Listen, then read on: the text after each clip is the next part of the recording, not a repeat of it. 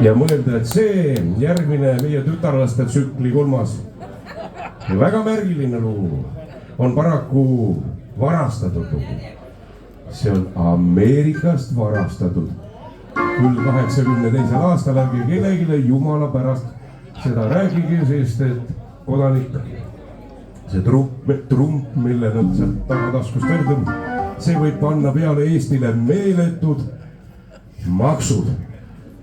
Aga me ei saa ka jätta, eks ole, kullakesed, mis te ju lähete pettunud koju, kui me seda lugu ei tee. Aga jutu mõte oli see, et Kaarel polnud sündinudki siis, kui me selle varastasime Ameerikast.